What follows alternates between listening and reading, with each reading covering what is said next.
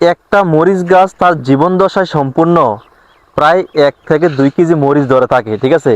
আমি যেখানে আছি এটা হচ্ছে হাইব্রিড মরিচ গাছ বলা হয় সম্পূর্ণ জমিতে। হ্যাঁ, দেখেন মরিচ গাছগুলো কিন্তু এখনো অনেক ছোট আছে। দেখেন এই যে মরিচা ধরছে, এই মরিচা কিন্তু এখান থেকে প্রায় মাটিতে লেগে যাবে যদি এটা না পারে। মানে গ্রামে দেখেন, তাছাড়া আমার গ্রামে কিন্তু পাশে নদী আছে, নদীতে বছরে 2-3 বার বন্যা হয়।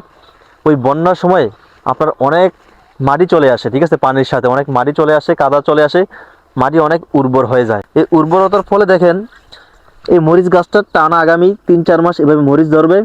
মাত্র ধরা শুরু করছে সম্পূর্ণ জমিতে। এটা আসলে দেখতে অনেকটাই ভালো লাগছে। তাছাড়া কৃষক যদি বর্তমানে ন্যায্য মূল্য পায়, আমরা শহরে যে পরিমাণ টাকা দিয়ে মরিচ কিনি বা সবজি কিনি, ওই ন্যায্য মূল্যটা যদি এখান থেকে পাইতো।